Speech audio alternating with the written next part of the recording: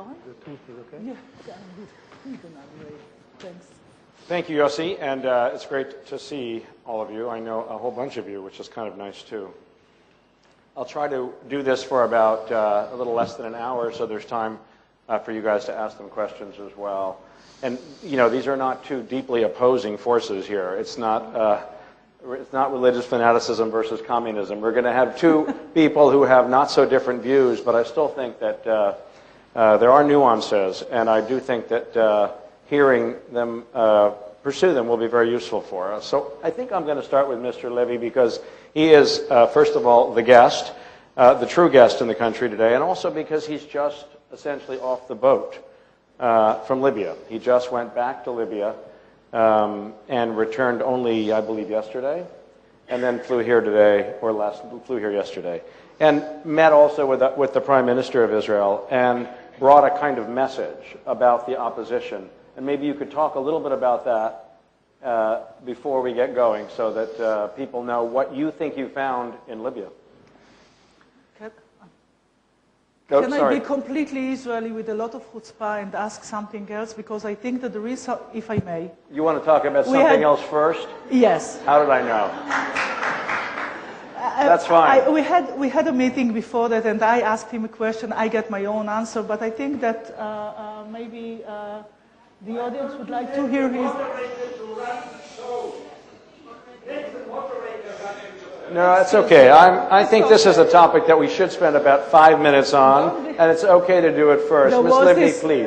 No, there was it's up to Mr. Libby. No, it's not related to the subject, but to the Strauss-Kahn scandal and something that Bernard Levy said, and I think that maybe this can be an opportunity because we had our own discussion on this, the opportunity to relate to this, if it's okay.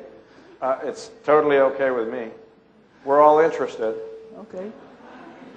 So what is the question? Yeah, exactly. What is your question? No, it was published that you said something about, it looked like supporting Strauss-Kahn not only personally, but the appearance was that... It's okay. We'll do this for 5 minutes and then we'll move on. It's fine. It's only a few seconds to clarify something that I know that a lot of people are interested in. What is your view about this situation, not personally, but not to have this perception that was for some of the Israelis that you support something which is completely wrong. So it's an opportunity to clarify the...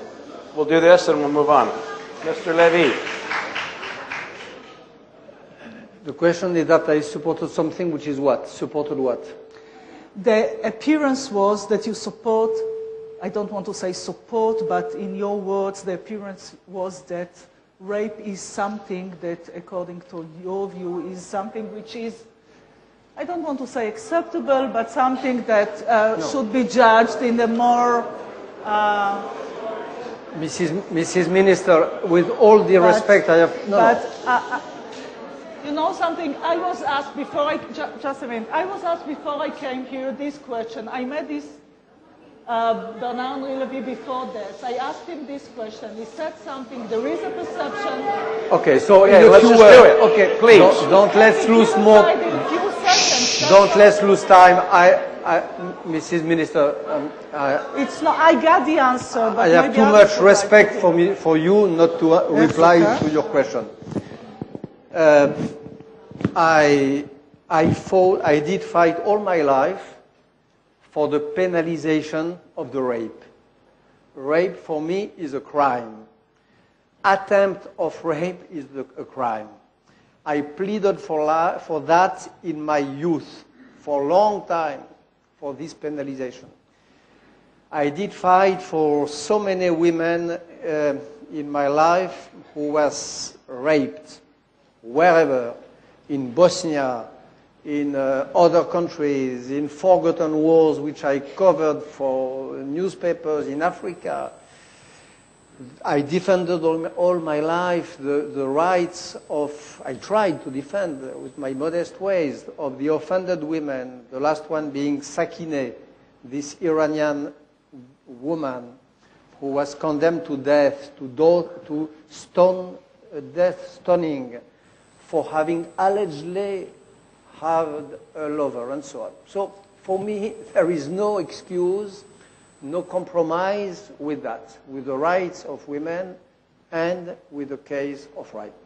What I said, which is very clear, in 2 articles which were published in Haaretz, is first one, that I believe in the presumption of innocence.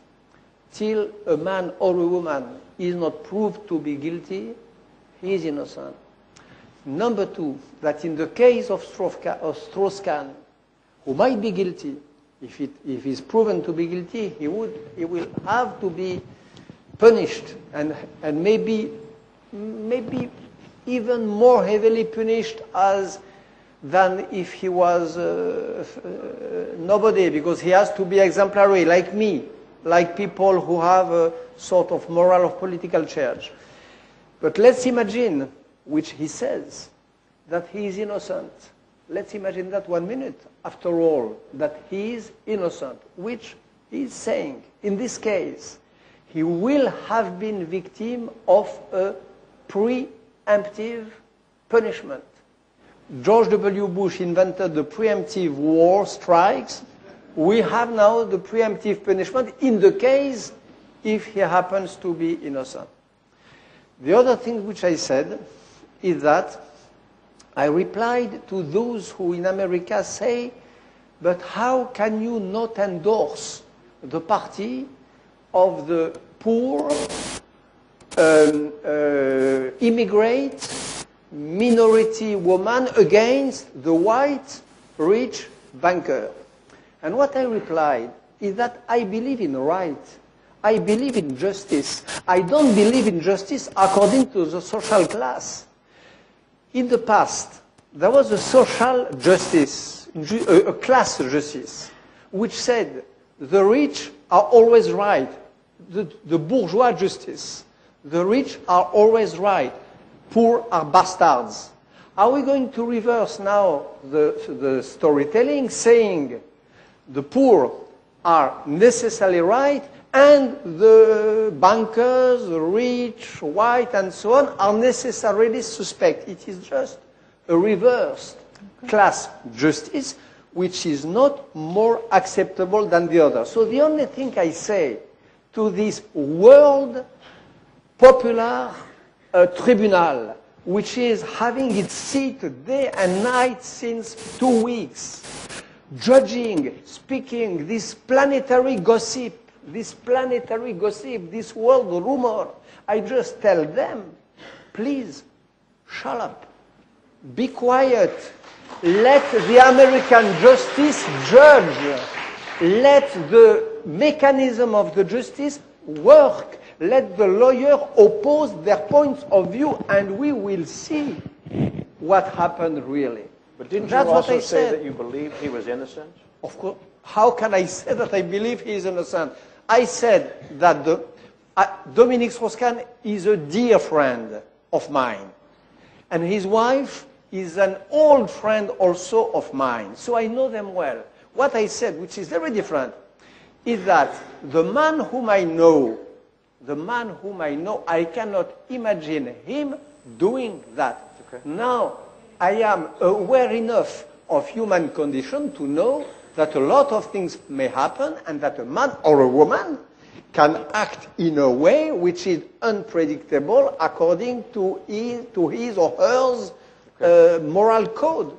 I don't know. I did not say that. I'm not a judge. I'm not a cop, like all these journalists who sit as judge and cops instead of the real judge and cops.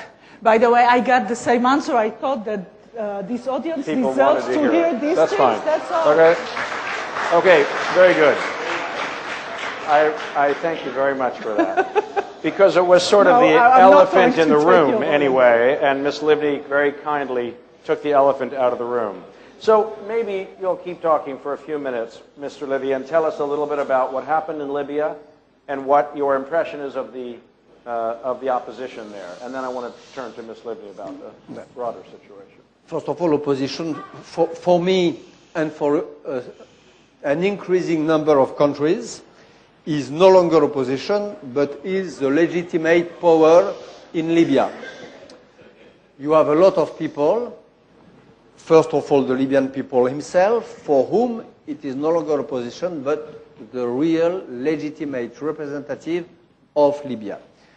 Gaddafi, according to most Libyans, lost the dignity and the right to govern his people. Not only recently, but probably since 42 years. What I saw in Libya, and at least in the last days, I was with my friend, the photographer and filmmaker Marc Roussel, who is here. We went in Misrata. Misrata is this besieged city, which is accessible only by sea, which is a martyr city, and where we were till day before yesterday. What I saw in 2 words, because I would like now to hear Mrs. Livni, what we see is two things, mainly, roughly speaking. Number one, the most destroyed city I saw in my life. The biggest and most savage urbicide, the killing of the spirit of a city, urbicide, which I ever saw. Probably worse than Sarajevo, probably more spectacular than Vukovar, to quote a few examples which I know. A city destroyed with a systematic way, with a barbarity, which really it is heartbreaking and leaves you breathless. Number one. The other thing we saw is a resistance, and an example of resistance, of dignity, of courage, and of heroism, which is, I think, unprecedented in modern history. Generally, when you have a city which is occupied by tanks, by heavy forces, they liberate themselves when you have an armed column which arrived from outside. Paris was liberated by the Deuxième DB and by the freedom fighters of inside, but you had also a column from outside. In Misrata, you have this incredible example of a city which liberated itself with nearly bare hands, with the citizens themselves building some fortune weapons, making them out of pieces of iron and so on, and pushing the tanks out of the city with a very heavy price of blood. It costed a lot, 1,300 dead probably, 6,000 injured. The last day when we were there, in the very day, 80 injured, close to death, people coming from the front line of Defna and Abdul Rauf. So this example of courage, a city liberating itself nearly without any external support. We're here to talk about the Arab Spring in Israel, and one of the things that you heard from the opposition leaders, if I understand correctly, relates to Israel. Can you talk to us for a minute about that? One thing which I heard, yes, the thing which I heard during my various journeys and stays in Libya is that I heard you spoke about clash of civilization. My belief since long is that the only real clash of civilization which we faced at the end of the 20th century and in the first 10 years of this one is a clash inside Islam, dividing Islam between moderate Islam, enlightened, moderate, compatible with democracy, and the fundamentalist, terrorist, fanatic, fascist Islam. For me, according to my observations, this was and is the real clash of civilization. My impression is that a big part, let's say, of this opposition in Libya, and most of the leaders of it, which I really, I spent days and nights with the core of it, and I tried to scan them, are on the good side of this clash. They are faithful worshippers, and not always worshippers, by the way, of an Islam which is moderate, which is not fanatic, which is open to the Western world, and which has toward Israel no hostility. So that's an interesting surprise. This is an No interesting hostility to surprise, Israel. and this is a message which I delivered. I came for Mrs. Livni, and I came for our meeting of today. But I took the occasion of that, happening to be in Israel, to deliver to Prime Minister Netanyahu this morning a message of the head of the National Council of Transition, which is the head of the power in Benghazi, in Tobruk, in Derna, and in Misrata, saying a few things which have not to leak today. Among them, this, that the future power in Libya, when Gaddafi will be out, will be open to all democracies in the world, including Israel, will be trying or militating in favor of a situation, an agreement in the area which will be based on equality, justice for every parties, which means Palestinians and Israel, and security for the existing states. I'm going to just stop you and turn now to Ms. Livni, because I mean, it's the very encouraging message for the people in this room. But on the other hand, over the last 4 months, what's happened in Egypt and in Tunisia and in Yemen, and what may be happening in Jordan, and what is happening broadly in the region, does not suggest to me, and that's what I want to hear from you, a general love of the idea of welcoming Israel into the family of nations. I completely agree with what was said about the clash of civilization that is now amongst the societies themselves, like in Egypt, Libya, and other places. And in the end, we don't know who's going to win, whether these are these young people that took the streets, and for them, maybe Israel represents the same values that they are fighting for. They are fighting in order to get freedom, better economy, better life for themselves. So maybe for them, or hopefully for them, Israel is not the enemy. And it is clear to me that in this battle between extremists and moderates, the Israeli-Palestinian conflict is not the reason for this extremism, but yet it is being abused by the extremists in order to get more support, in order to provoke, in order to get more support from radical elements. So I hope that Israel is not going to remain the sole democracy in the region. Well, it's nice to be the only democracy, but we would like to live between democracies, because I believe that peace needs to be made not only between leaders, but also between peoples, and this is something that can happen only in democracies. But even if the Israeli-Palestinian conflict is not the cause, I actually think it's one of the few things that the two people fighting rather agree on, which is hostility to Israel. It's very interesting to hear about the leader of the council in Libya, but it's not the case, I don't think, elsewhere. Do you? I truly believe that it's the Israeli interest to solve the Israeli-Palestinian conflict. It's not in order to get the moderates supporting us, because this is our own interest, and the only way to preserve the values of the State of Israel as homeland of the Jewish people and the democracy. So this is our own interest.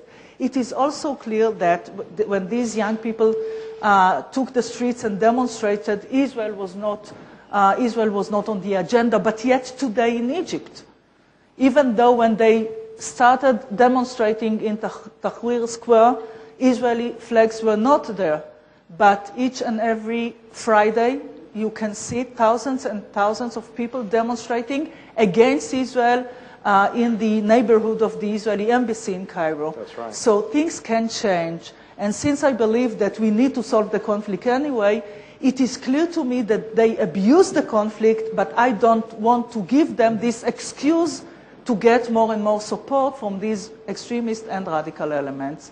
So, in other words, you're saying it will work, it will be great for our relations, but that's not why we're doing it. We're doing it because we need to do it, we Israel. And since I believe that this is our own interest, the sooner the better, because I know that there are those saying, okay, we have this uncertainty in the streets, so let's wait and do nothing. And I believe that this is against the Israeli interest. So, because I don't want the Israeli-Palestinian conflict to be on the agenda in future elections in Egypt, Libya, or I don't know what's going to happen in Syria and elsewhere. Okay, so now here's another question for both of you, and actually I think I'd still like to start with you if you don't mind, which is that today in Haaretz, Ari Shavit wrote something which I thought hit an important target. He said, with the Arab Spring, as a result of the Arab Spring, Palestinians will not actually ever give up the right of return, or will they sit with Bibi Netanyahu, or will they sit with you,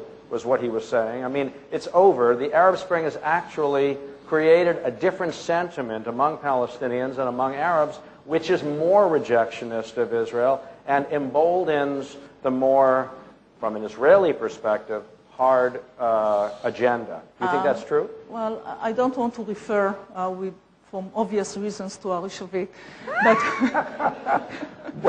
but it's a small country. It's an internal joke. Good point. I didn't even think about that.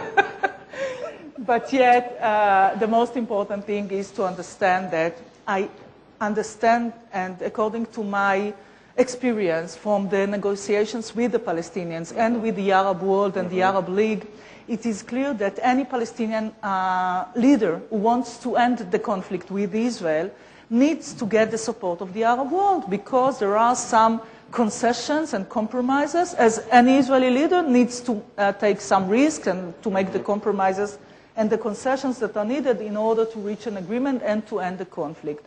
So when there are some changes now in the Arab world, for example, it was clear to everybody that Mubarak was the supporter of the historical reconciliation between Israel and the Palestinians. Now he's not there. Nobody knows who's coming next. So there is some question marks about the ability of the Palestinian leadership to make an agreement with Israel without the support of strong leadership on the Arab world.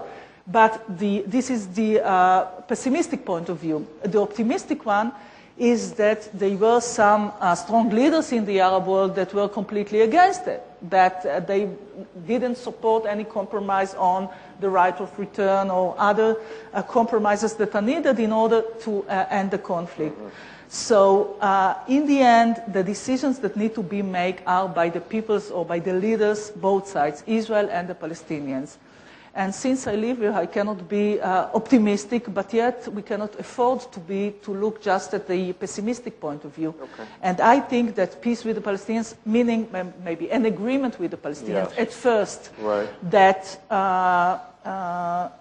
part of the agreement is ending the claims, so the end of claims against, national claims against Israel, is possible. And I said before, the sooner the better, because religious conflicts are unsolvable, and we cannot afford to have this conflict turn into a religious one, something that Hamas or other extremists in the region can do in the future. So, Mr. Levy, I know that you've heard these encouraging things from Israel's perspective. In Libya, I don't know if you've been talking to other Arab leaders or Arab youths, but as I say, I think there is something to the idea, and I want to hear your response, that the Arab world's uprising and spring, if you like, has actually hardened the Palestinian view of Israel. Maybe. I don't know. I don't know.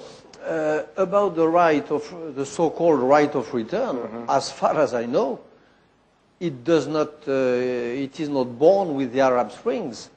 Born it was not. For sure not born. For sure it was not. 5 years ago, 10 years ago, 20 years ago, 60 years you have this right of return. So if you want to make the guilt on the Arab Spring... No, I'm not trying to make it the guilt. Okay, I'm just saying it may make it harder rather than easier. I don't think so. Okay. It is not my impression. Okay. My impression is that anyway, this right to return will be opposed only by a firm, steady political will of Israel, of the friends of Israel, and of the reasonable people all around the world. I hope that we will have a majority of reasonable people in the world who will say to the Palestinians when the moment will come, it is great to have two states, one state which is Israel, another one which is Palestine. You cannot have two Palestines. Okay? This is a reasonable point of view. Now, you also a month or two ago, complained about the way Israel was publicly perceived in its attitude toward the Arab Spring. You were saying, you know, it's the only democracy and it ought to be welcoming other democracies rather than talking about the devil we know and so on. Yes, but there is another thing I wanted to say. Is that one thing which happens since a few months and which seems to me rather important and remarkable for us is that for the first time since the Tunisian event, the Arab world, if the Arab world discovers something, it is the following. They discover that they have an enemy who might not be Israel. Since 60 years, whatever problem happened, economic problem, financial crisis, poverty, corruption, whatever, it was the fault of Israel. Always. Israel was guilty of all the sins and the plagues of Egypt and of the rest of the Arab world. For the first time, there has been a sort of revelation, of unveiling of the reality. The young Egyptians, as far as I know, not a lot. The young Tunisians, I don't know a lot either. The young Libyan, I know more. Discovered, understood, realized that they had an enemy much more fierce, terrible, violent, wanting their death, which was their own leaders. And this is a great discovery, I can tell you. And I heard that so many times in all Libyan cities I went through. I believe you. I don't tell you that they fell in love with Israel. I don't tell you that they don't believe that the Palestinians have the right to a state. This is something else. But they discovered that they have been cheated by a world propaganda organized by Gaddafi, organized by Hafez al-Assad and his son, organized also by Mubarak. Mubarak, of course, was a tenant of the peace treaty. This is probably his historical merit. But don't forget that during the same years, you had his culture minister, Farouk Hosni, saying that if he found a book written in Hebrew in the Library of Alexandria, which is the world library, the library itself, of all languages, he would burn it. Right. He had a minister who wanted to burn Hebrew books. You had in the bookstores of Cairo and Alexandria the Protocol of the Elders of Zion, Mein Kampf, in free sale. But I don't think it's being cleared out. I don't think the bookstores are being cleared out of that. In other words, I think you're right that the people have learned that the source of their trouble is not Israel. This is the point. But they've also learned, and then I'll turn to you, that they've also learned, I think that what they really learned is it's not only Israel. And that's not the same as it's not actually Israel. But go ahead. I think that we need to change our perception and the way we see the region. Okay. Because as was said, and we agree that there is a clash of civilization now among society. Now, we need to make new camps in the region and in the entire world, as we did in the past, but now it's changing. The extremists versus moderates or pragmatics, good guys, bad guys, and so on. Israel needs to be, and Israel by definition is part of the free world and part of the camp of moderates. Now each and every state and every society need to decide where they are. And when they are, and when they choose to be part of the free world, to be a democracy, to join, they are joining us. Yes. So what Israel needs to do now is to recruit the world, not only the Arab world, but also the international community, the United States, Europe, and to make them understand what our values are, how would we like to promote the idea of two states for two peoples, not as a favor to them, but as our own interest. And then we can, when we see the results in the Arab world, if hopefully we see this opposition in Libya taking the state and making their own decision, so for them Israel can be, or they can join the camp that Israel is part of. So there, I think now that's your challenge, because I think that what Arabs in the street in the region feel is that what they now have is the potential to be free Arabs, and to be free Arabs, Palestinians cannot be. And the reason they cannot be it is because of Israel. That's how that's how people feel. And so therefore the challenge to Israel is to get out of the way of the people who want to be free. I mean, that's at least how they see it. So the question is, in a certain way, earlier you said that what's important is that Israel needs to solve this problem for itself, not because... On the other hand, the truth is that the boiling of the region does add urgency to Israel's task, this right? This is my position, You agree? You don't... So, okay, because those are the two... This is my... One is, we got to wait. I believe that stagnation doesn't serve our interest. I believe that there is no status quo. I believe that status quo with the Palestinians means that there is no status quo with the world, and on the relations between... And this affects status quo with the Palestinians, affects the perception of Israel and the relations between Israel and the entire international community. So since it is our own interest anyway, the sooner the better.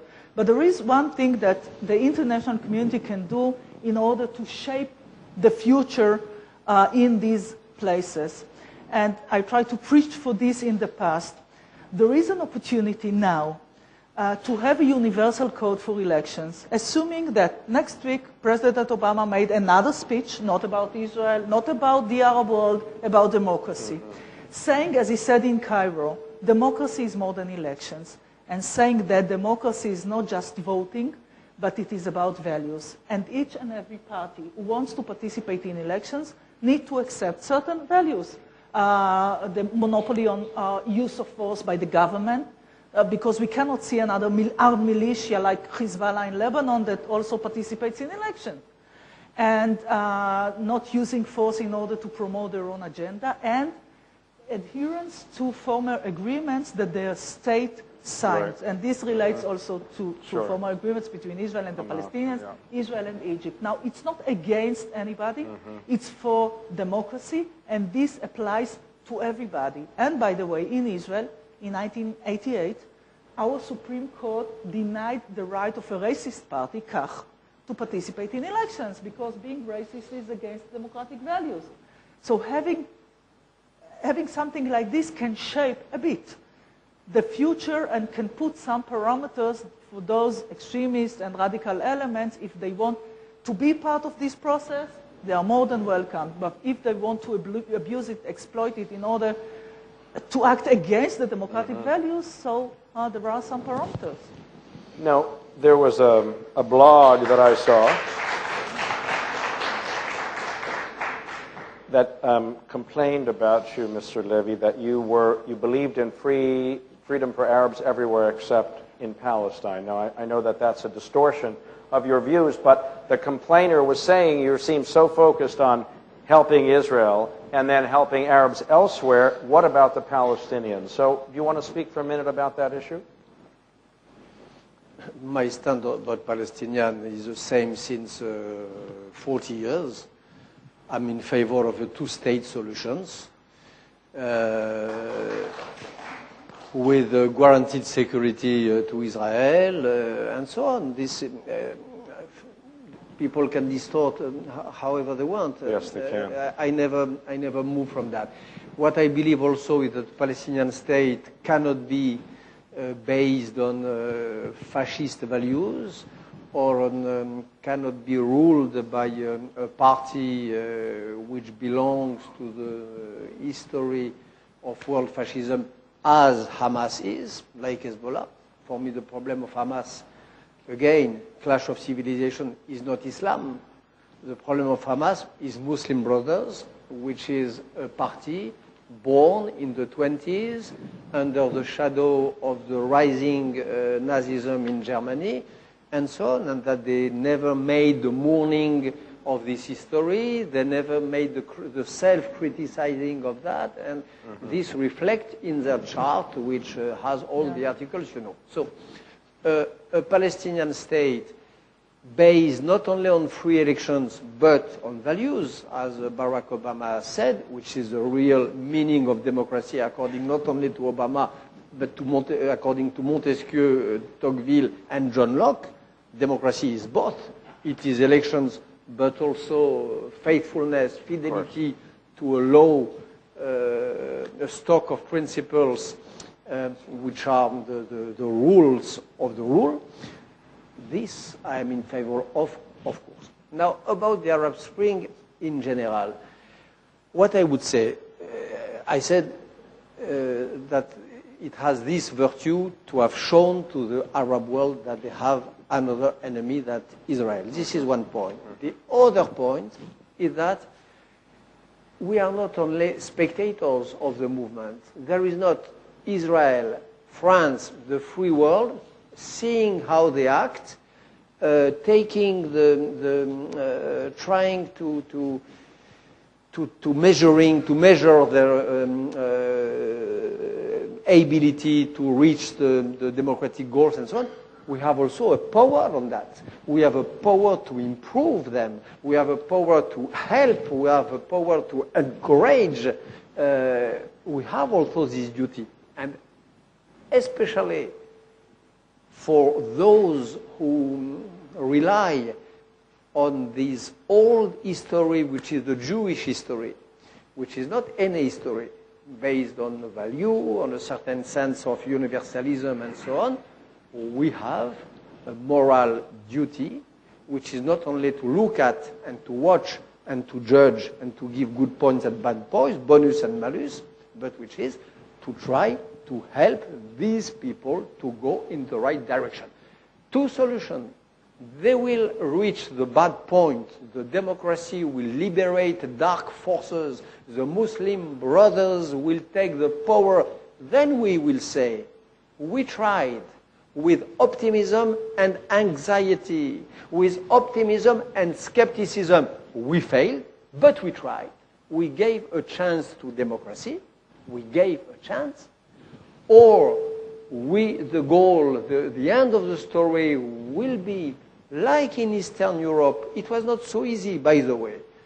A real few steps toward democracy, a real diminishing of the power of Muslim brothers and so on. And we have to be, I think it is worth being part of this process. But the idea of saying from the beginning to freeze ourselves, to keep stiff, to say, let's look, but we are sure that it will end badly, it is contrary to the Jewish values, it is contrary to the interests of Israel, and it is not only pessimistic, it is just no politics. Okay. If Israel is really the moral and political power it is, it has to be active in this process. I completely agree. So let's then go a little closer to the earth and try to figure out together what should happen in the next few months, because the PA has cut a deal with Hamas, which is something I know that Ms. Livni is not very enthusiastic about. She's never been a big fan of Hamas. Nor have you, I don't think. And yet, here we have the unity deal in formation. We have the Palestinian Authority feeling, I think, more confident than ever that it has international support for its point of view and is thinking of going to the United Nations. And these things are not likely to encourage a deal soon, I think, or perhaps they will. I mean, that's what I'd like to hear. So let's start with you, Ms. Livni. What do you think Israel should be doing now in this situation that it's not doing? Because it's, no, I'm going to start with she actually has something, I'm sure, to say about this, not that you don't. But I mean, what I want to ask you is that because it's not, I mean, the Palestinians have said we want a freeze of 2 to 3 months and 67 lines as the basis. Do you think that Israel should say yes to those things? I believe that Israel should initiate it, not to be in a position of yes or no. And this is something that we did in the past and can be done today. And the future Palestine, we have this agreement between Hamas and Fatah. It's not, well, it was the understatement of the year, saying that I'm not, that Hamas is a problem. No, by the way, there is no hope for peace with Hamas because they express the same religious ideology which cannot accept our right to exist. But it's not about Hamas. It's about the possibility to reach an agreement with any Palestinian government that accepts the requirement of the quartet. So what needs to be judged, we have this agreement. It's not too late because now they are forming their government.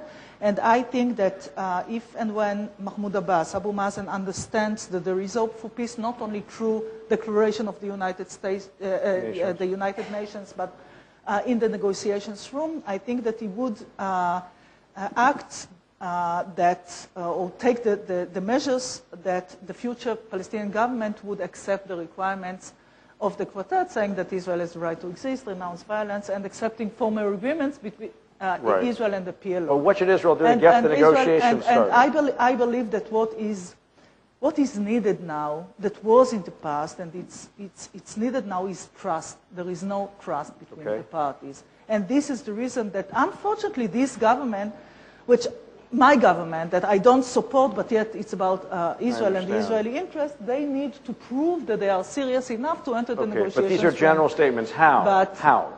No, how? If you were in his shoes, in his office, what would you do differently? I would have been in the negotiations room now. After the elections, the because negotiations would not have stopped. We negotiated. Right. It can be continued. It should be continued. And I believe that now the problem is the problem between this Israeli prime minister and this Palestinian leadership. And I know that we built the trust not because I gave them everything that they wanted, but because they trusted me to fight for the interest of Israel, but yet to reach an agreement at the end of the day that represent the idea of two states for two peoples. And it's not about what we say, it's about the real intention of doing so. So I think that right now Israel needs to initiate and to act in a way to tempt or to give the Palestinians the understanding that the United Nations is their worst case scenario and not their best option. And so what are you going to offer them to make them see it that way? As I said before, I am not basically freeze of settlements. I think that it's a small price in terms of the idea of ending. So you're okay with that? I was okay with that when the Israeli Prime Minister asked to freeze settlements for 2 or 3 months in the past. I initiated a discussion with him and an offer, which I said to him that if this is the only thing which is needed in order to relaunch negotiation, so they didn't ask us to do so, but yet if this is needed and the President of the United States asks you to do so, so it's not a price because at the end of the day, for all of us who understand that the idea is two states for two peoples, that we need to define the future border in accordance to the realities of the ground, on the ground that are there. Yes. For me, even sending young people to live... And are you comfortable with 67 plus swaps as a basis? There is no need to do it. Well, they're now asking for it. They're asking for it. We are asking for it. And the President is also asking for it. When Israel is being active, Israel can put on the table, not in a press conference, but in a closed room with the President of the United States and to say the following. Our interest is to end the conflict. The idea of just negotiating border and security, maybe it's easier, but yet it doesn't represent the idea of ending the conflict. We need to put everything on the table. We need the American support of having the American support on Israel's security, the future borders that relates to the settlements. Because they are there, it's not important what do you think about this idea, whether it's part of the Jewish people coming back to the homeland of our forefathers, something which is against the international law, and having also the American understanding that at the end of the day, the end of conflict is going to be not 67 line, but based on the 67 territory. When the United States is with you on this, it's going to be more productive to relaunch negotiations and have the Palestinians in the room. It is true that I was not asked to do so because they trusted me. Right. So I believe that, unfortunately, this government needs to pay more, and unfortunately it relates to the Israeli interest because there is a difference between the terms of reference to begin with and the end of conflict. And Ms. Levy, do you have a view of what Israel should be doing as September looms and the possibility of either a Security Council or General Assembly resolution being out there threatens Israel's maneuverability? First of all, I believe, like Mrs. Livni, that the Hamas-Fatah agreement is a big mistake of Mahmoud Abbas. Israel made mistakes. Netanyahu probably made mistakes. It's very difficult for me to say that in this country where I am hosted, but you know, some of you know that I'm not completely wrong. But Mahmoud Abbas made a huge mistake by this alliance with Hamas. And not because it is a religious party. Problem of Hamas, again, is not religious, but politic. The problem is politics. Their ideology is the problem. Right. This way or the other. Which means politics. A Jew will have seldom a real life-to-death problem with a Muslim who is just Muslim. The problem begins when the Muslim matches. So I would like to make it clear. I don't think that this is because they are religious, but because they express extreme religious ideology, which is not willing to accept our existence here. And not only extremists, but again, when you look at history, it is a fact, it is not a slogan. The context, which is the context of Hamas, you have a little context, which is the context of the situation, and you have a grand context, which is the history of fascism in Europe and the Arab world since the 20s. So with this party, it's really difficult. It does not ease the peace. But it's happening. First consideration. Second consideration, history is fasting, is getting, there is a state of emergency now. It's speeding. History is speeding because of September, because nothing is completely steady in the world. America is, thanks God, a strong ally, and more than a strong ally, a blessed ally of Israel.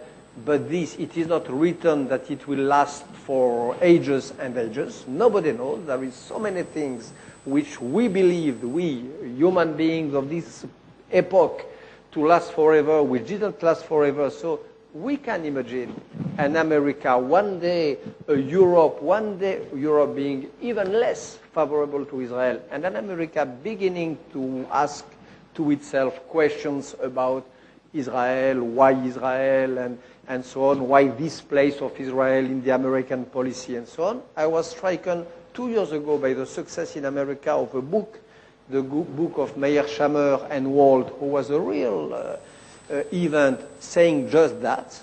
At the end of the day, why Israel? Why should this little country have such a place, such a role in the politics of America? You can have that. You can have some movements in America in some minority groups, but who are now less and less minority, who will ask the same questions.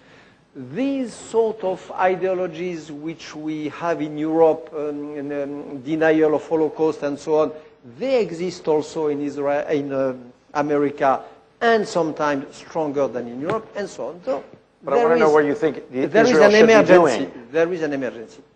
What I think with humility and modesty should be done today.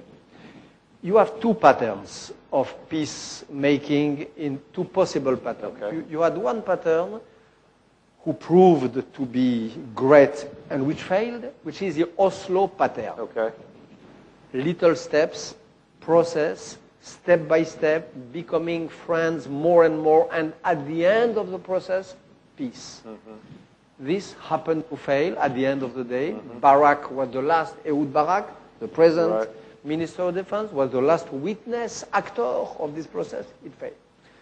You may have another process, which I called a few years ago in this university, when I was given a doctoral honoris causa, dry peace, dry, la paix sèche, dry agreement, not process and peace, all at once. Love and peace, but peace and love after. I completely agree. Peace, all of a sudden, peace as a package, peace without sentiment, peace without. But you have to sit down to do without lyrism, without feelings and so on. Peace first. So I would dream of Tzipi Livni being prime minister, or why not the current prime minister, because we can always be surprised. It is not forbidden to be surprised by the politicians. The prime minister of Israel standing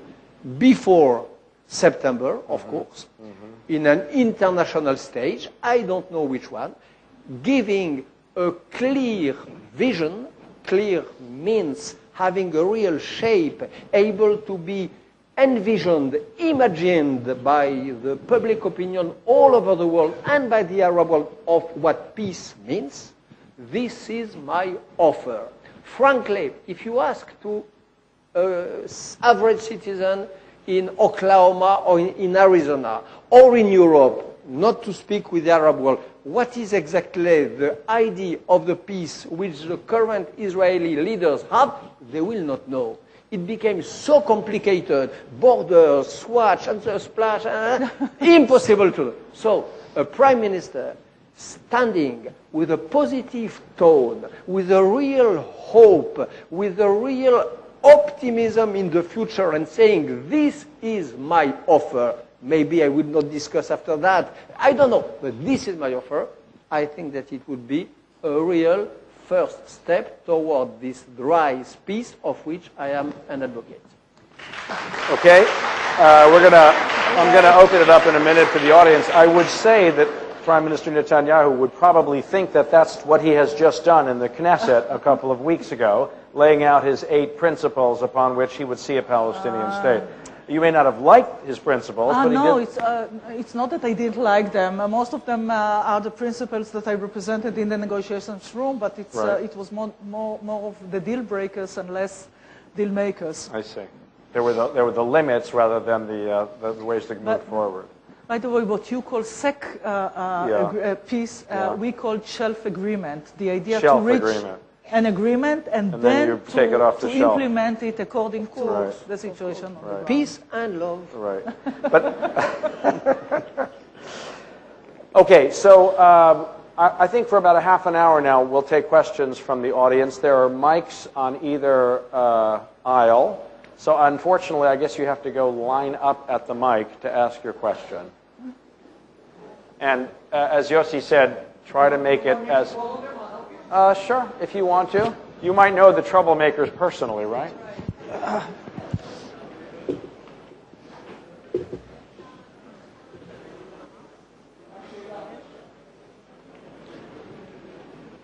אני אשאל את השאלה בעברית. אנחנו היום עומדים בפני בעיה הכי גדולה. מה אנחנו צריכים לעשות? ואני שואל פה שני האורחים. במקרה ותהיה הפגנה המונית של עשרות מאות אלפים מול הגבולות שלנו. מתי נצטרך לפתוח באש? האם יהיה פה הרג, ואם יהיה הרג זה יגרום בטוח לקטסטרופה. מה הם מציעים כפתרון? What is the possibility of you the need to state translate of Israel at least when these for demonstrations Mr. are going to be Levy. against us, like in the Arab world, but between of Palestinians against on the Israeli borders or in the Israeli...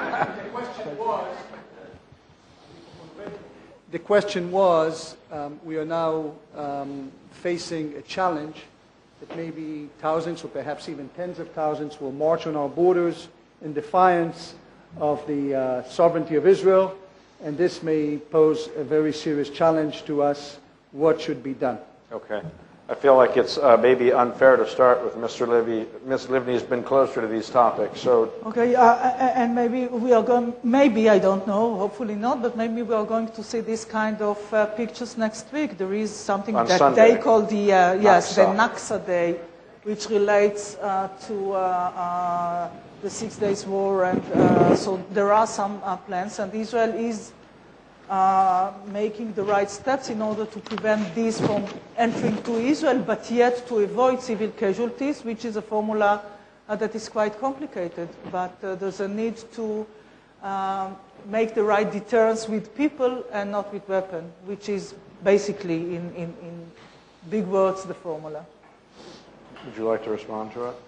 Demonstrations. These are, the way it happened on Nakba Day in the middle of May, when people came from Syria, Lebanon, and tried to, and they're going to do it in larger numbers, in theory, on Sunday.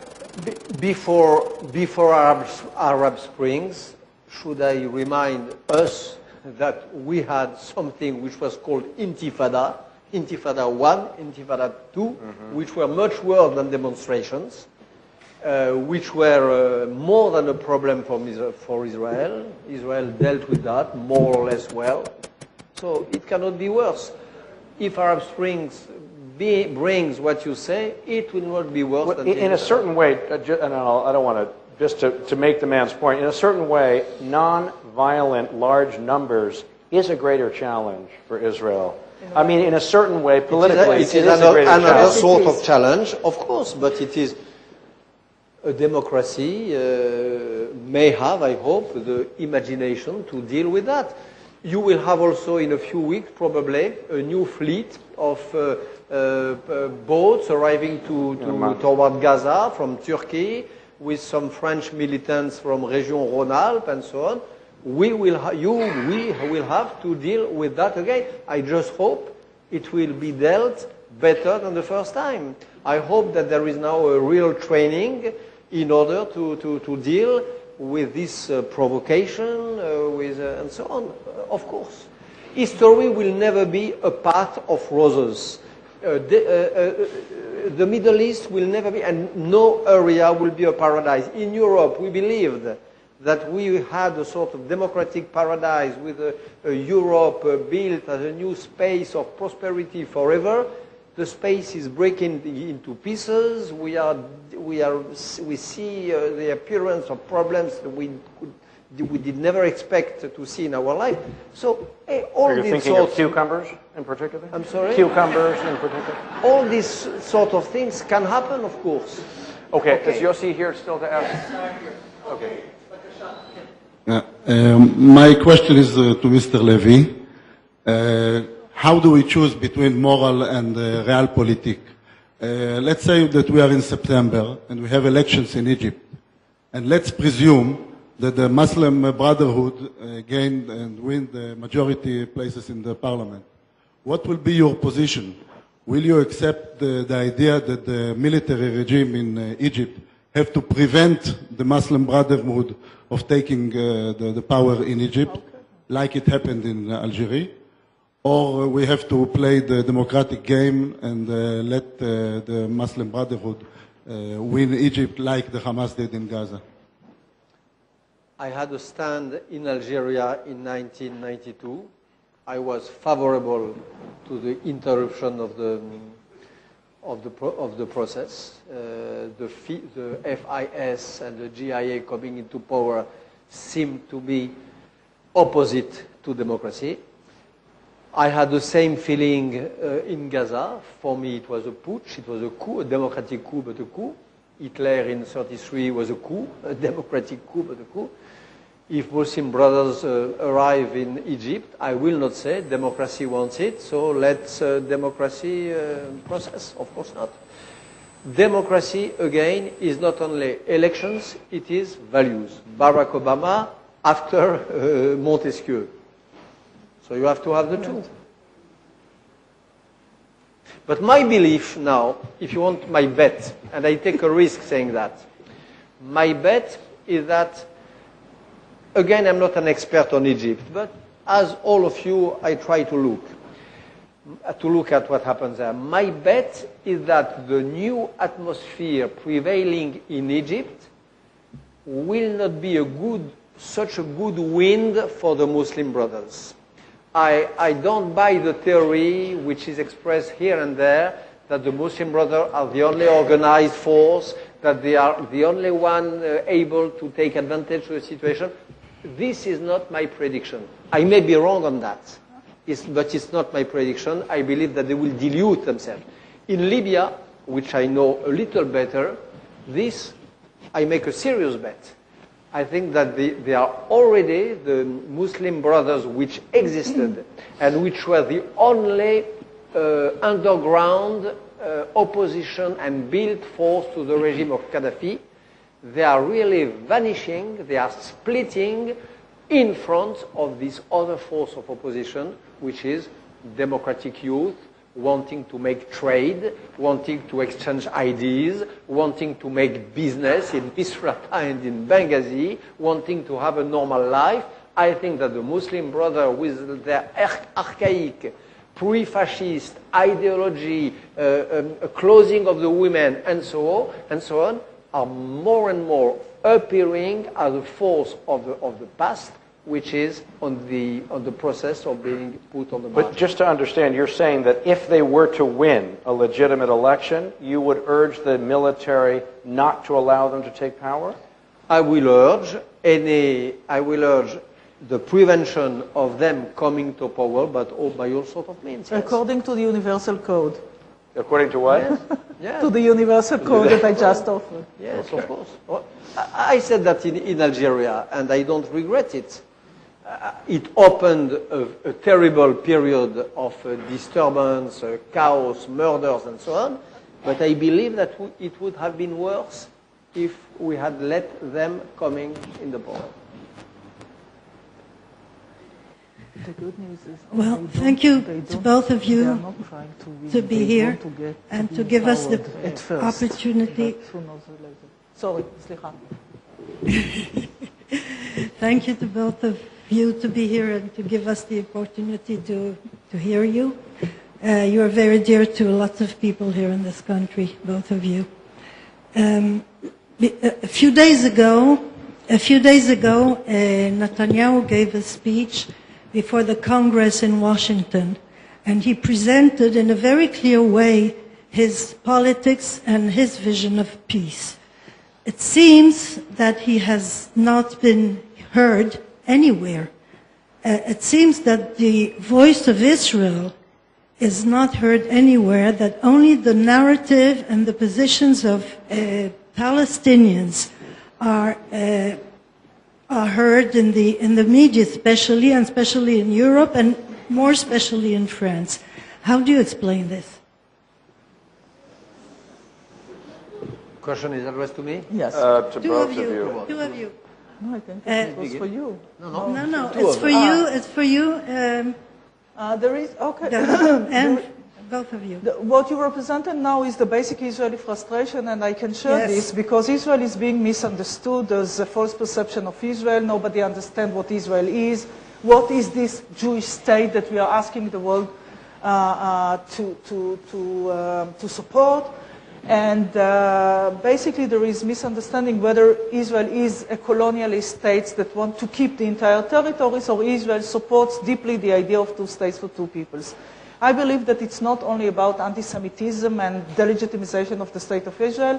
We can change it, and in order to do so, there's a need for a new policy. And policy is not just great speech in the Congress and not just words. And as I said before, it relates also to the Israeli-Palestinian track. There's a need for trust. So when it comes to one speech or so, it's not going to change the perception that is there for many years now.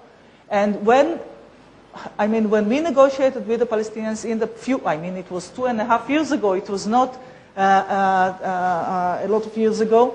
And when we negotiated, the world supported the negotiations. They believed that, and rightly so, that Israel is serious enough.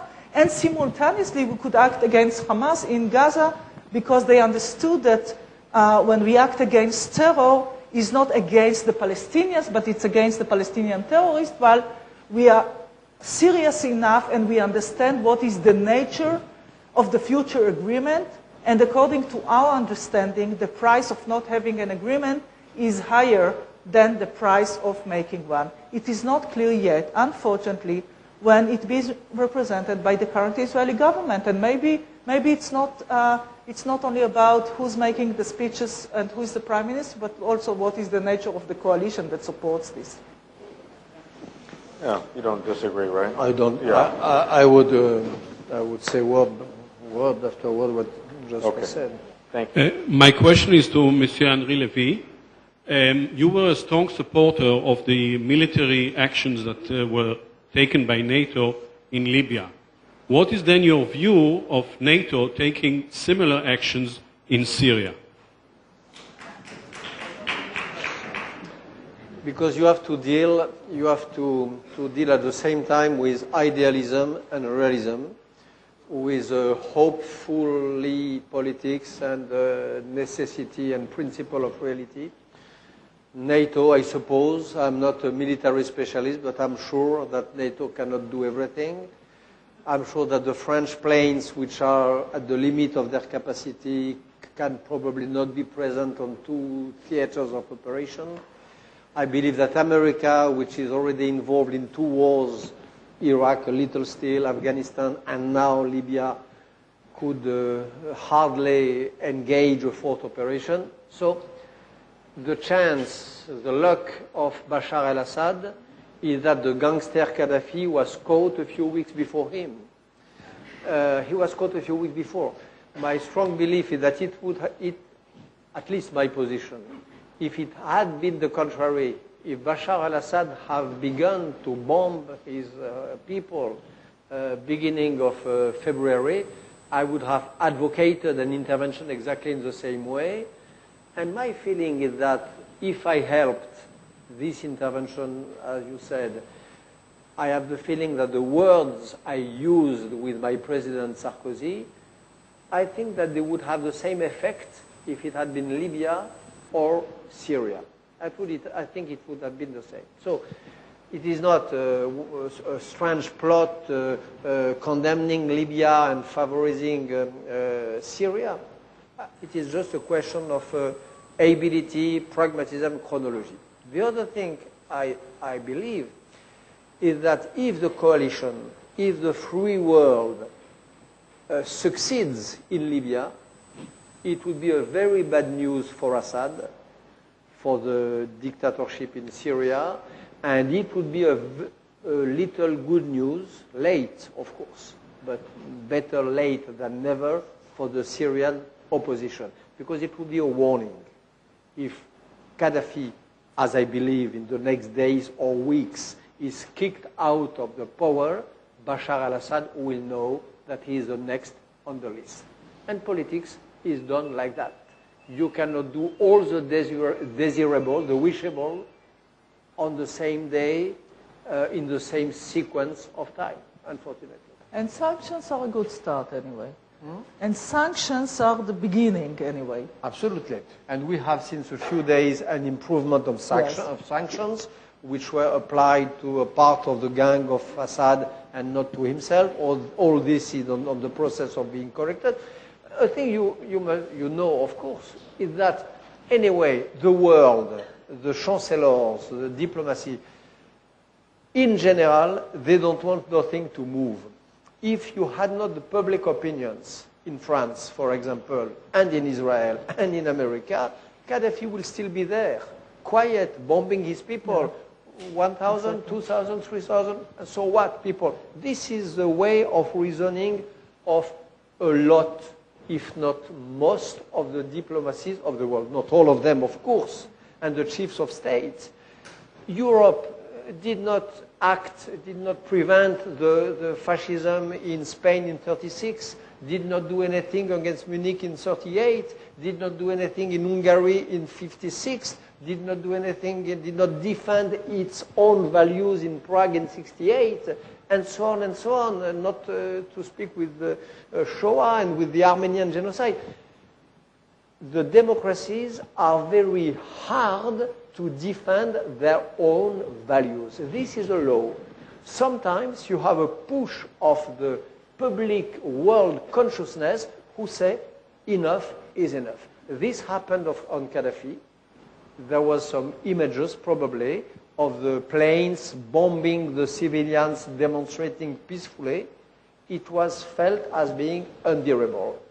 This would be, if it works, there would be a sort of jurisprudence, there will be a sort of precedent which will be opposable, which will be able to be opposed to other dictators like Bashar al-Assad. I don't think it is the oil, no. I don't think it is the oil for many reasons. Number one, Libya is not Iraq. No, I don't think so. First question. In 2002, the Saudi Arabian gave a proposal that was approved by 22 countries, Arab countries, which was very logical. And one of the items there was not the right of return, but Resolution 194 of the United Nations in 1949, I think, which is not the right of return, it is a solution of the refugees problem. What do you think about this proposal to be active? This is the first question. Second, I wonder, there were two conditions that Netanyahu put on the table in the Congress and which was which were accepted fully, which I think are not reasonable. First of all, he declared that the West Bank is not an occupied area and we must have United Jerusalem. I don't think that in this case a peace can be achieved. I want your idea about it. השאלה בשבילי, it's a question for me. You're asking me? Whom are you asking? Both of you. Oh, okay. Both of us. Maybe you listen to me, you'll start. Is the West Okay. Bank occupied? Relating to the Arab Peace Initiative, when it comes to the refugees, it is true that they relate to 194, but also said that there's a need for an agreed and just solution to this problem. My belief, and the only way to end the conflict between Israel and the Palestinians is according to the understanding that 2 states for 2 people means that each and every state gives an answer to the national aspiration of its own people, Israel to the Jewish people and the future Palestinian state to the Palestinians wherever they are, those who live in the territories and those who are being kept as political cards in refugee camps, hoping for something that would never happen, because in the idea, according to the idea of 2 states for 2 peoples, Israel is not their homeland. Israel is homeland of the Jewish people, and the future Palestinian state is the answer for their national aspiration. By the way, the Palestinians, not only Palestinians, the entire world and also the Arab world understand my position, but nevertheless they wanted to negotiate it with me. So in the end, most of the Arab world, including the Palestinians, understand that the idea, those who want to end the conflict in accordance to 2 states for 2 peoples, understand that this is the basic. And also, in the past, we had this support coming from the United States by President Bush saying that the creation of the Palestinian state is the answer to the refugee problem. And being honest, this is something that I promoted as a minister in Sharon's government with the United States. Because when you come to others saying it's not being pro-Israeli or anti-Palestine, it's being pro-peace. This is the only way to end the conflict. This is the concept. So you can be supported. Now, talking about West Bank, Judea and Samaria, you can call it this way or the other, it's not about who has more rights on the land. I believe in the rights of the Jewish people on the entire land. Judicial, biblical, historical, moral, all the rights. But it's not about who has more rights. It's about how can we shape a better future for our children. And by the way, in the negotiations room, at first we were talking about rights, and I was talking about the Bible, and they were talking about their grandparents, and it was very interesting, but it was not helpful. And then we said, this decision, nobody needs to decide who has more rights. We decided that in order to keep, since our vision is not about the rights on the entire land, but our vision is about having a state which is the homeland of the Jewish people and the democracy, secured state in the land of Israel, but not on the entire land, because this is the only way to keep the values of the state of Israel.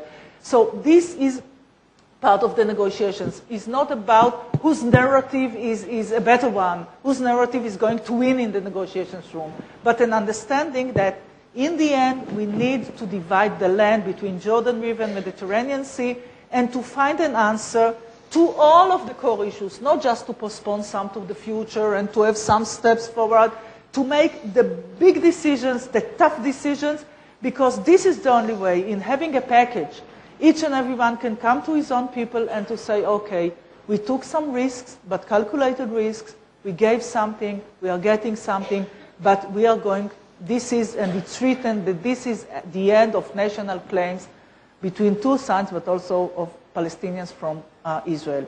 I think that it's possible, but in order to do so, as I said before, there's a need to understand that doing nothing doesn't serve the interest of Israel. Unless you violently disagree, I think we should move to the next. I would like just to add that the 2-state, 2-people solution is a very bad solution for Israel, is a very bad solution for Palestinians, but that there is no better one, neither for those nor for this. That's the situation. Of course, the 2-state solution, the Israelis and the Jews will have to give up part of their dream. Of course, the Palestinians will have to give up part of their claims. Of course, there will be a balance of giving up this part and this part. but it is the only solution. And the opposite of that is not even war, it is hell. It is hell for your sons, for your grandsons, for the future generations. It's the end of Zionism. It is hell. End of Zionism, of course. Zionism which is not at all out of breath, but which will be out of breath if we have for another 10 or 20 or 30 years this situation in the West Bank with the moral corruption which it implies and all the moral problems which it creates and so on. So there is it is not the best. It is probably bad for everyone, but there is no other solution than the partition of the land. This I agree absolutely. Okay, we'll do a couple more. I'll have one thing, please. Please. Sir. Yeah. I've spent the first 20 years of my life in Iraq. So I suppose I know a thing or two of what I'm talking about. I would like to assure Monsieur Levy that the Arabs are not dumb.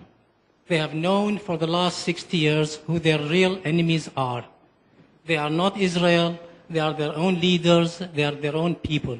They have known this, and if you go to their coffee shops and you listen to them in Arabic, you will know that exactly. They know exactly the situation, and they are not fooled by their leaders. It's very heartwarming to know that Libyan opposition leaders are not antagonistic to Israel. I would like to believe it when I hear it in Arabic, not in English and not in French and not in any other language. He will only believe the friendliness to Israel when he hears it in Arabic. In English. In Arabic and not in English. There's no Israeli-Palestinian problem or conflict. The conflict is Arab-Israeli conflict. The Arabs have been using the Palestinians to wage war by proxy on Israel. And Israel has walked into this trap very willingly and very stupidly. So what's your question? The question. Well, I would like, it was just a mind opener. And I would like to tell you that... Question, you got to ask a question. Just raise your voice at the end and then sit down. That the conflict, do you believe the conflict is about land, it's about refugees, or about Israel's right to exist? Because once this question is solved, there is no other, the conflict will disappear. Okay. And one last thing, in Arabic, the word compromise does not exist. Thank you. I don't think that's true, but... Okay. Does either of you want to answer the question of whether it's about the existence of the state? It's a statement. So last question, because we have to leave the... Okay. We have to leave the hall. No. One more question. I feel bad for the woman who's standing here. How about two more, this woman and this man? All right, we'll do it quickly. Okay. No statement this time, just a very short question. You are very well known for your moral clarity worldwide in Europe. I think I missed any remark from you on the very recent Abu Mazen statement of West Bank Judenfrei. It's very easy to demonize the Hamas, rightfully so. Benjamin Netanyahu is attacked right and left, but very seldom we hear a word against Abu Mazen, which I believe is the Netanyahu of the Palestinians. What's your opinion about that? About what? Okay, so he's saying that Abu Mazen has wanted the West Bank to be entirely free of Jews. Is that what you said? His terminology was Judenfrei in Arabic. Well, anyway. And that it's easy to demonize Hamas, but people tend to be too nice to Mahmoud Abbas. What do you think? You are probably right, but you have to have somebody with whom make peace. And you have to use what you have on the spot. You have Abu Mazen, who is not the worst, who is not the worst, who is not the best, again, but who is not the worst. Okay. I hope a peace with Abu Mazen. Then Abu Mazen will have to build a state. It will be a very hard work, a work which was done in this country by the pioneers and by their sons and grandsons. They will have to do that. They will be busy at building a state. I hope they will be helped from outside. I hope they will have intelligence enough to link with Israel in order to develop.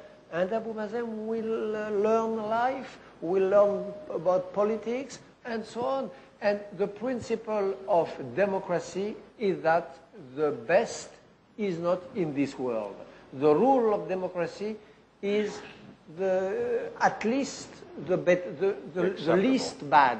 But this is democracy. In Israel, unfortunately, most of us do think like Livni, but we vote Netanyahu.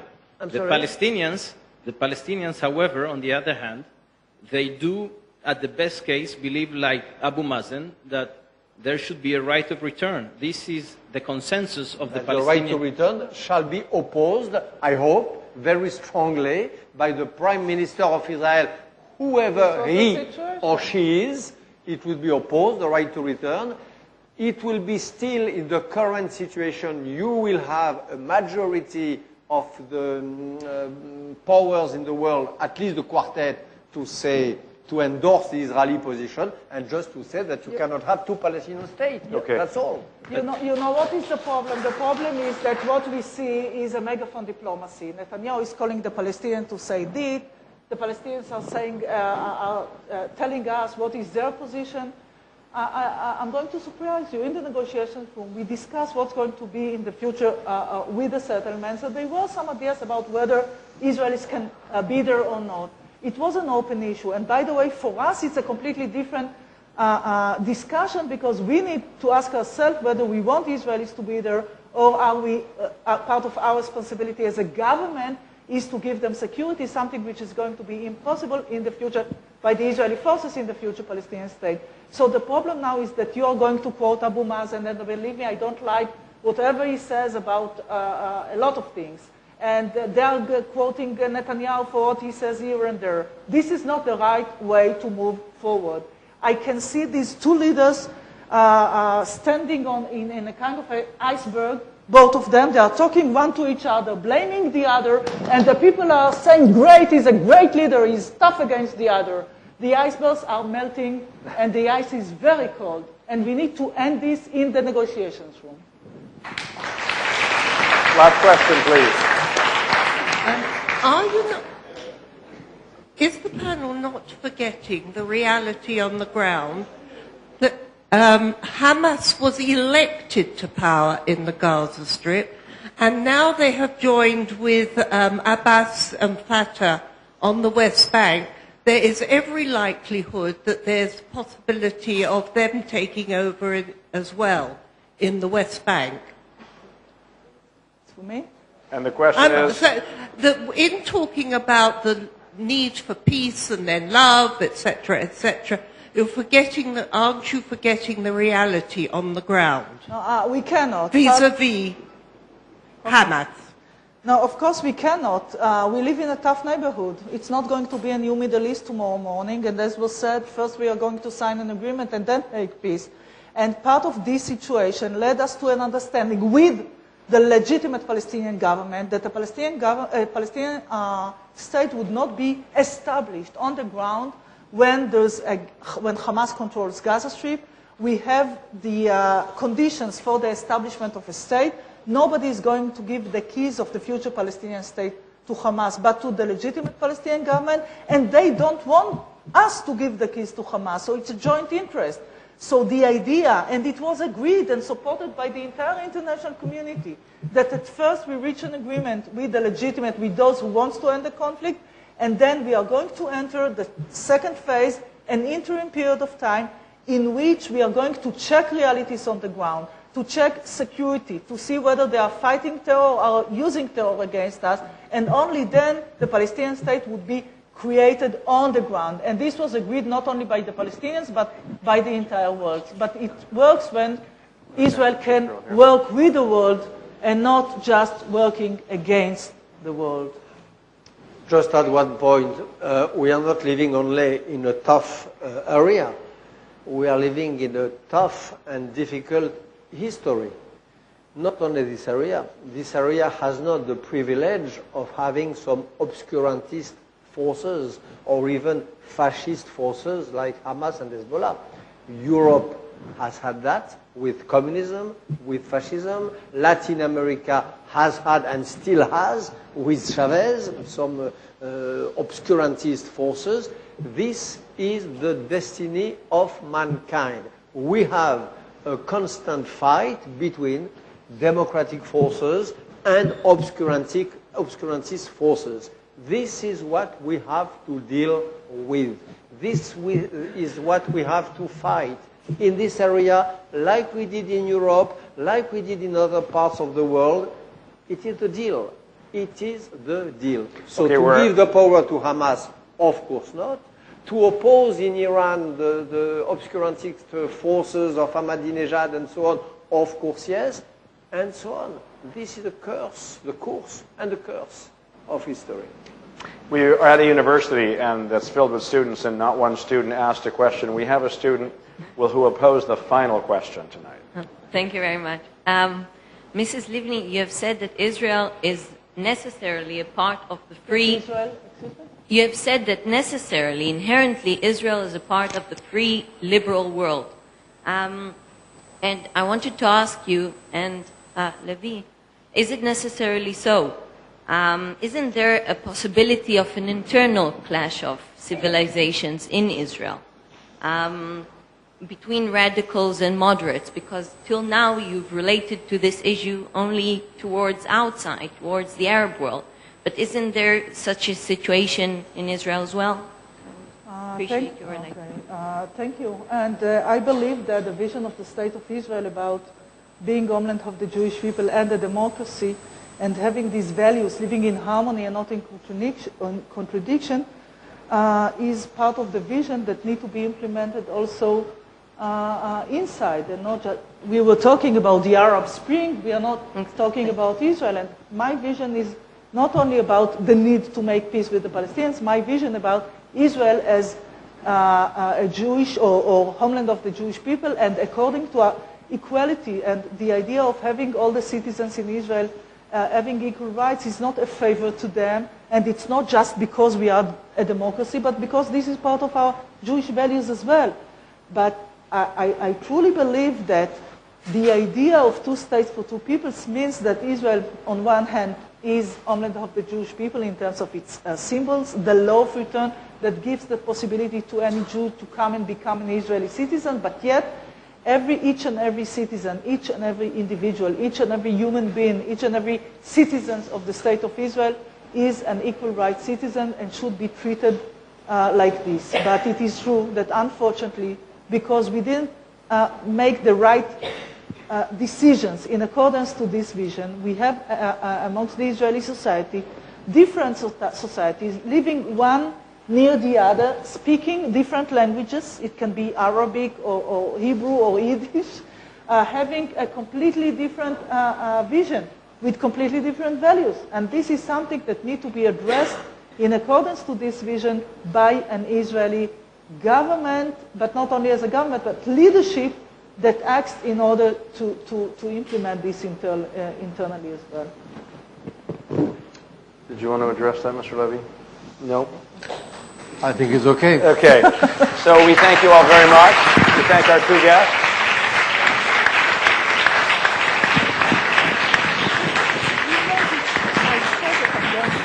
תודה רבה לכם וערב טוב.